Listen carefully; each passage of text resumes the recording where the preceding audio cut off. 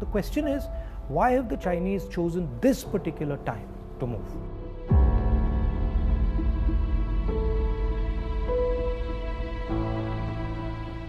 What is it about India's situation that has made China act in such an aggressive way?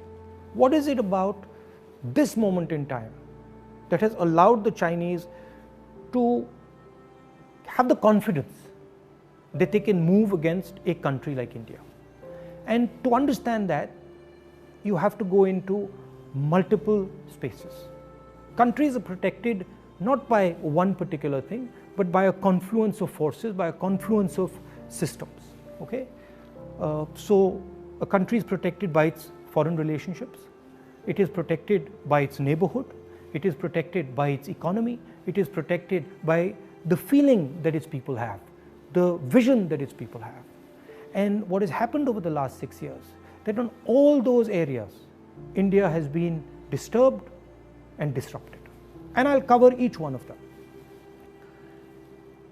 Let's start with foreign policy. Our relationship with the outside world used to be with multiple countries. We had a relationship with America, strategic partnership with America, I would say, and that is very important.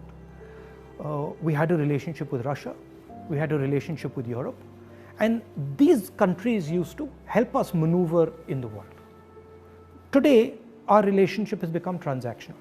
We have a transactional relationship with the United States. We have disturbed our relationship with the Russians. We have a transactional relationship with Europe. Now let's come to our neighborhood. Earlier, Nepal was a friend, Bhutan was a friend, Sri Lanka was a friend. Our neighborhood, other than Pakistan, was working with India and saw itself as being partnered with India. Today, Nepal is angry with us. If you go to Nepal and you speak to the Nepali people, they are furious with what has happened. Sri Lankans have given a port to the Chinese. Maldives is disturbed. Bhutan is disturbed. So we have disrupted our foreign partners, we've disrupted our neighborhood. Now let's come to the economy. Our pride, something that India used to go to the rest of the world and talk about, boast about.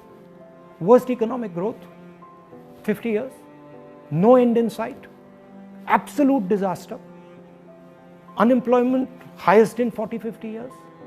So our strengths have suddenly become our weaknesses. We told the government that, look, please realize that we are becoming vulnerable. All these things are connected. They're not separate. When you look at a nation, you have to look at all these factors and you have to act, take into account all these factors.